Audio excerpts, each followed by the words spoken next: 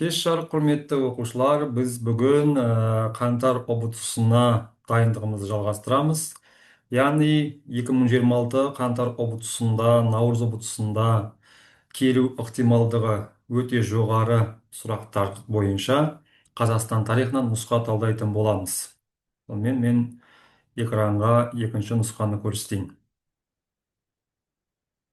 Жақсы көрінген сияқты, иә. Біз осының алдында қаңтар ұбт-сында, наурыз ұбт-сында кездесуі ықтималы жоғары 100% кездесетін нұсқалар талдайтынымды айтқан болатынмын. Біз бірінші нұсқаны талдадық, енді бүгін екінші нұсқа талдаймыз. Қазақстан тарихы бойынша. Енді оқушылар қаңтар ұбт-сына аздаған уақыт қалды. Көзді ашып жұмғанша ертең жаңа жылда келеді. Бұның ар жағы уже бізде қаңтар ұбт-сы. Ә, сол қаңтар облысына дайындығымызды күшейту үшін біз нұсқа талдайтын боламыз. Ал кеттік оқушылар. Сонымен бастайық. Бірінші сұрақ. 19 ғасырдың 60-шы жылдардағы реформаның мақсаты деген, иә? 19 ғасырдың 60-шы жылдардағы реформаның мақсаты. Қандай мақсатты көздеуі мүмкін? Кеттік. Хандық билікті жойды, сұлтандар билігін жойды, хандық билікті қалпына келтірді, сұлтандар арқылы билікті нығайтты. Бізде осы жерде дұрыс жауап болады, сұлтандар билігін жоюды көздеді. Хандық билікті жою бұл кездері жоқ, хандық билік оның алдындағы, яғни 1822-1824 жылдардағы реформа бойынша жүзеге асқан болатын. 1822 жылы бізде орта жүзде хандық билік жойылды, 1824 жылы кіші жүзде хандық билік жойылды. 1822-24 жылдары реформаны жүргізген бізде бірінші Александр, ал 19 ғасырдың 60 жылдардағы реформаны жүргізген екінші Александр. Екінші Александр бойынша енді сұлтандар билігі жойылды. Сонымен бір дұрыстап түсіндіріп өтейін тағы да. 1822-29 жылы реформа бойынша хандық билік жойылды, ал 19 ғасырдың 60 жылдары, нақтылап айтсақ 1867-68 жылғы реформа бойынша сұлтандар билігі жойылды. Хандықтың биліктің орнына сұлтандар билігі болған. Және бұл реформаның тағы бір мәні қазақ жері толығымен Ресейдің отарына айналды. Қалған хандық билікті қалпына келтіру, сұлтандар арқылы билікті нығайту деген варианттар келмейді. Бұл сұраққа келмейді. Кеттік. Екінші сұрақ. Қимақтардың 16 қаласы бар екендігін айтқан ғалым. Иә, Қимақ қағанатының сіздер хронологиясын білесіздер. 9 ғасырдың басы, 9 ғасырдың соңы, 11 ғасырдың басы болатын. Бұл жөнінде кім айтады? Мына жердің барлығы араб тарихшылары айтады, бізде Әл-Идриси айтады. Мен Әл-Идрисиді жасылмен, дұрыс жауаптарды жасылмен белгілеп отырайын, иә. Қалған Ибн Хаукаль, жерде Әл-Хаукаль емес, жерде Ибн Хаукаль болу керек. Бұл Тараз қаласы туралы айтқан, Әл-Марвази, иә, Қарлұқтар туралы айтқан, Әл-Бирюни біз атақты ғалым, иә. Сондықтан осы варианттармен жұмыс жасап көріңіздер. Өздеріңіздің оқып жүрген оқулықтарыңыздан, тесттерден, материалдарыңыздан қараңыздар. Келесі, үшінші сұрақ. 1988 жылы Қазақстан Компартиясы орталық атқару комитетінің қаулысымен ақталған жазушы ғалым кім екен, иә? 1988 жылы бізде болады Ахмет Байтұрсынұлы болады. Яғни алаш қайраткерлері ақталды, оқушылар. Алаш қайраткерлері 1937-38 жылы қуғынға ұшыраған болатын. Сонымен қатар 1929 жылдан бастап тұтқынға алынып, олардың үстінен қылмыстық іс қозғалған болатын, иә, әртүрлі айыптар тағылған болатын. Одан кейін 37 жылы атылды көбісі, аман қалған ілеуде біреу. Соларды советтің кезеңінде атын айтуға рұқсат бермей, оларды халық жауы деп айыптаған болатын. Бірақ қайта құру реформаларының нәтижесінде 1988 жылы алаш қайраткерлері ақталды. Оның ішінде әрине міндетті түрде Ахмет Байтұрсынов бар, Шәкәрім Құдайбердіұлы, Мағжан Жұмабаев, Жүсіпбек Аймауытов және Міржақып Дулатов. Қазақ әдебиетінде 5 арыс деп жүрміз, иә, осы аталған тұлғаларды. Енді Сәкен Сейфуллин қашан ақталды десе, Сәкен Сейфуллин 1957 жылы ақталды. жұбанов 57 жылы ақталды.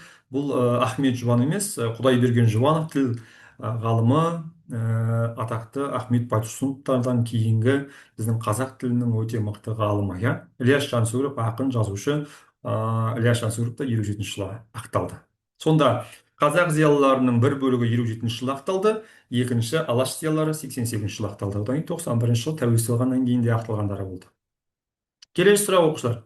Төртінші сұрақ. Бөкей ордасындағы көтерілісті хронологиялық ретімен қойыңыз дейді.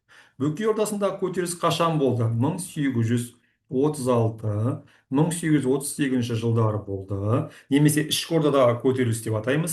Исатай Тайман мен Мұхамбет Өтемісұлы Бөкей ордасында көтеріліс жасаған болатын. Енді аталған деректерді қарап көрейік. Бірінші, Сұлтан Баймағамбет Айшуақұлы 80 қазақ және өз адамдарымен көтерілісшілерді соңына түсті. Тастөбе деген жерге көтерілісшілер мен жазалаушы отрядтар арасында кескілескен қан шайқас болды. Жазық бойын Тастөбе 1837 жылы болған. Айын ұмытып тұрмын. Қателеспесем қазан айы болу керек. Қиыл Ақбұлақ өзендерінің бойында көтерілісшілер мен жазалаушы отряд арасында шешуші шайқас болды. Мен шешуші шайқас дегенге маңыз берейін. Иә, бұл 1838 жылы өтті. Көтерілісшілер 200 қол сарбазымен Қарауылқожа Бабажанұлының ауылын шауып күл талқан етті. Қайсысы болу керек? Сонда біз кез келген оқиғаның хронологиялық реттілігін білуіміз керек.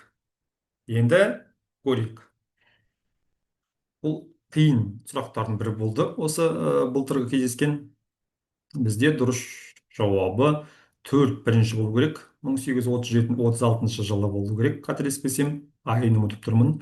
Одан кейін болу керек бізде Сұлтан Баймағамбет Айшуақұлы 80 қазақ өз адамдарының көтерілісшілер соңына түсті. Жоқ, 2 болу керек, Тастөбе шайқасы, одан кейін 1, сосын 3 болу керек соңғы. Соңғы шешу шайқас 38 жылы Исатай Тайманұлы қайтыс болған, иә. Сонда дұрыс жауап бізде 4, 2, 1 болады. Мысалы, осындай қиын, мүлде естімеген сұрақтарыңыз болса, конспектіп отырсаңыздар болады. Бұл тақырыптарды көбістеріңіз әлі өтпеген сияқтысыздар, өткендеріңіз де болуы мүмкін араларыңызда, көріп отырсаңыздар. Кеттік. 5-ші сұрақ. Ғұн мемлекетіне қауіп төндірген мемлекет. Яғни ғұндар біздің 3-ші ғасырдың соңында Мөде Шанюдің тұсында, Мөде Таймұрхат тұсында пайда болды, өте мықты мемлекет болды. Көшпелі тарихындағы ең алғашқы империя болды. Олардың басты қарсыластары Қытай мен Южи. Ғұн мемлекетіне қауіп төндіріп тұрды.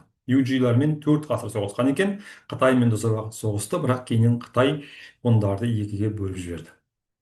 Басқа варианттармен жұмыс жасап қажет жоқ, ол келмейді. Кеттік, келесі 6-шы сұрақ. Бұхар билеушісі 2-ші Абдаллахтың Тәуекеге жасаған іс-әрекеті немесе саясаты деп алсақ болады. Бұл қайсысы болады? Сібір ханы көшумен бірге қысым көрсетті. Мәскеу билеушісі Иван Грозныйдан от қару алды. Ноғайларды өзіне қарсы қойды. Хақназармен бірігіп қарсы шықты. Енді қайсысы келеді? А. Сібір ханы көшумен бірге қысым көрсетті. Осы дұрыс жауап болады.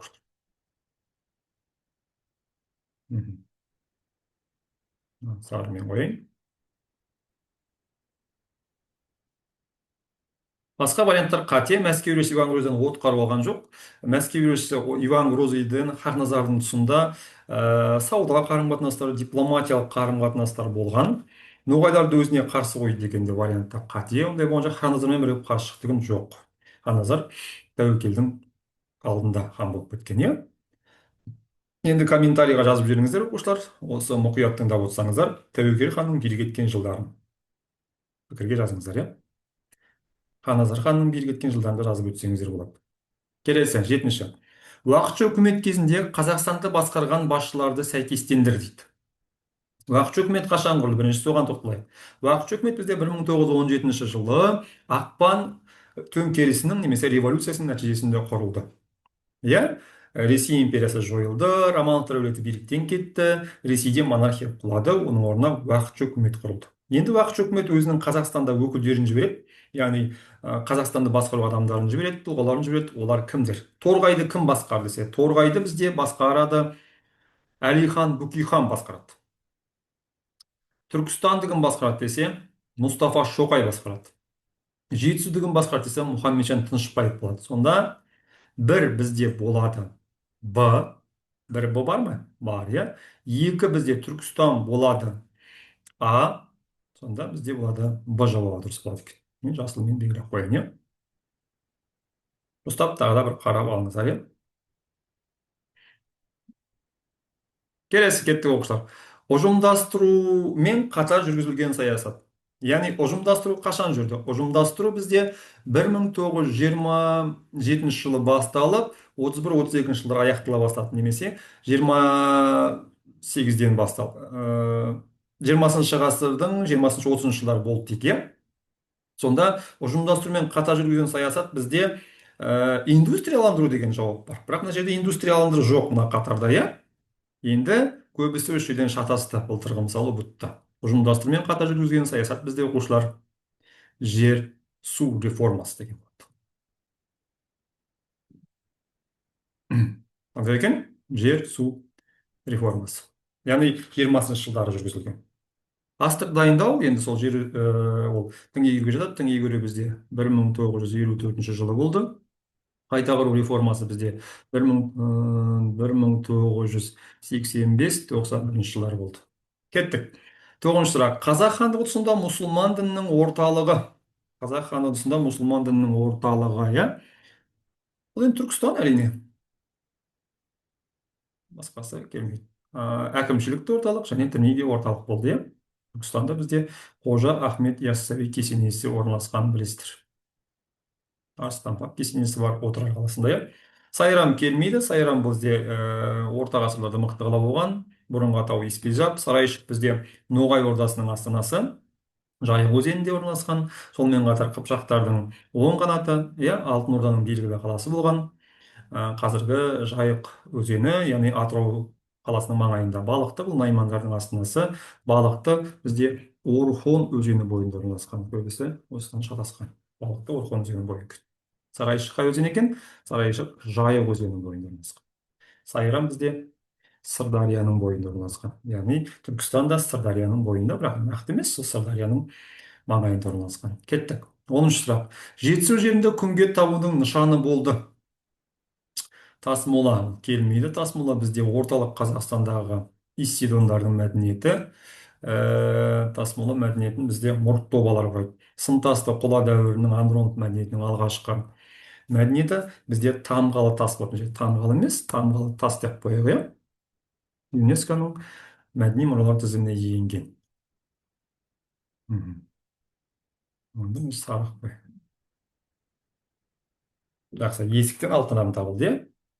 Енді мына картаны қарайық, бұл контекст кетеді. Уже 10 сұрақ бітті ғой. Енді бізде контекст, сызба, тұлғалар туралы сұрақтар кетеді. Контекст сақтар.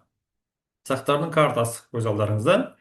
Аримас болар шығыс Қазақстанда, Исидондар орталықта, аргипелерді сәділа қарай қоюға болады. Солтүстік жақта Парадариялар, Массагеттер, Тиграхаудылар, Сарматтар батыс жақта, Хаумавагалар, енді сақтардың орналасу картасы. Мұқият қарап алыңыздар. Енді кеттік. 11-ші сұрақ. Сақтар туралы дерек кездесті. Қай деректердегі сақтар туралы дерек ең алғашқы рет деп тұру керек еді негізінде жерде. Сақтар туралы жерде мен ең алғаш деп қояйыншы. Ең алғаш дерек кездесті. Бұл парсы жазбасы болады. Нақтырақ айтатын болсақ, Бехистун жазбасында кездеседі оқушылар. Мысалы, Авестаның орнына мен шатастырмас үшін араб жазбасы дей салайын. Бірақ араб жазбасы мүлде қате, өйткені араб жазбасы 8-9 ғасырларда пайда бола бастады, иә. Грек жазбасы әрине бар, бірақ бірінші ең алғашқы парсы жазбасы болады, Бехистун жазбасы. Енді Бехистун жазбасының авторын жазып кетсеңіздер, кім ол жазуды құрастырды?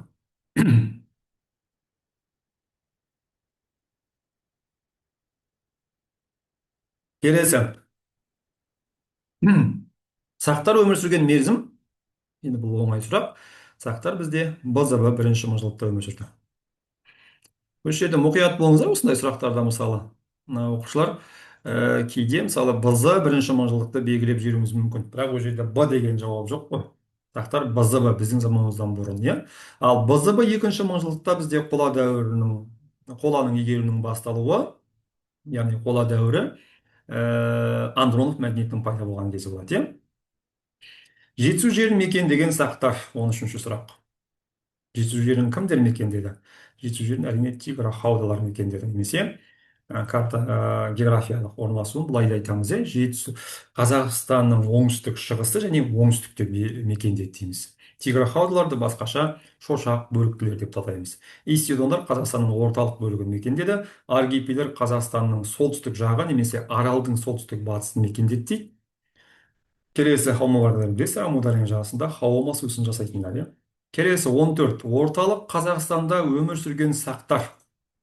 Енді мен мынадан бері айтып жатырмын, бұл бізде исидондар алады. Орталық Қазақстанда өмір сүрген мұрт тобалар осы исидонға жатады, иә.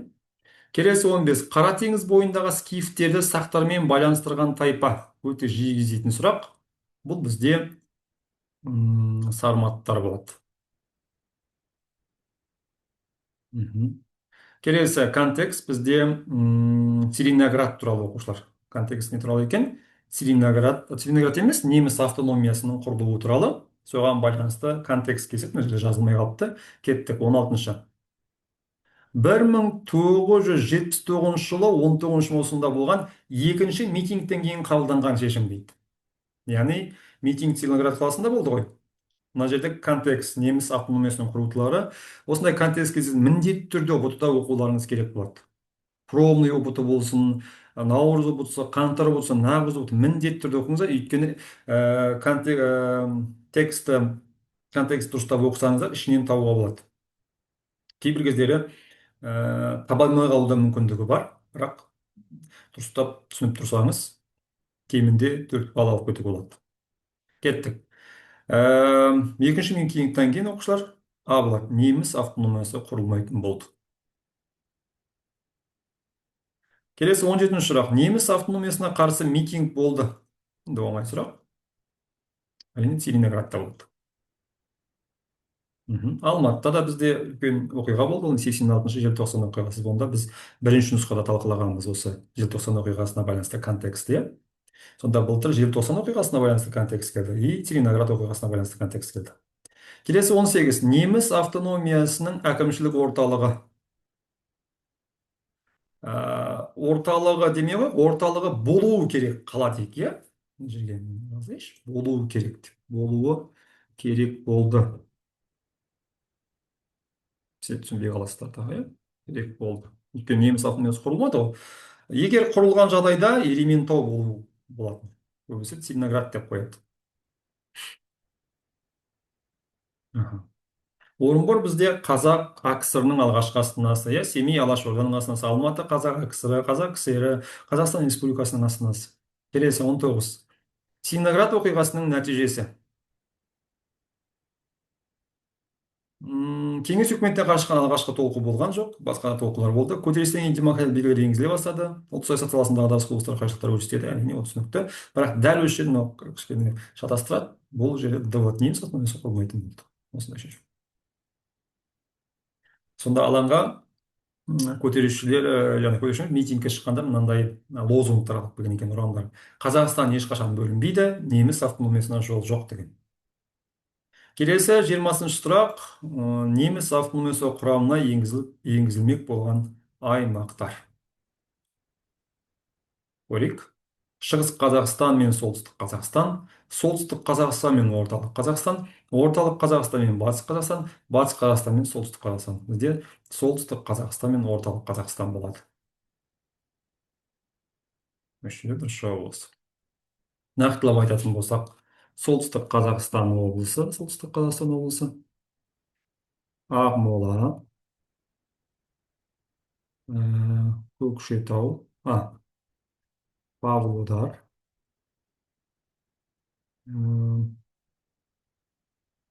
Павлодар, Көкшетау. Баяғыдан игерудің жерлері сияқты. Міне осы облыстар кіретін болады. Міне оқушылар, біз бүгін екінші нұсқаны аяқтадық. Енді осыны өздеріңіз жаңағындай ұмытып қалам десеңіздер, дәптерлеріңізге әдемілеп конспекттеліп алсаңыз болады. Дұрыстап екінші нұсқа деп жазып, бірінші нұсқа бар. Алдағы уақытта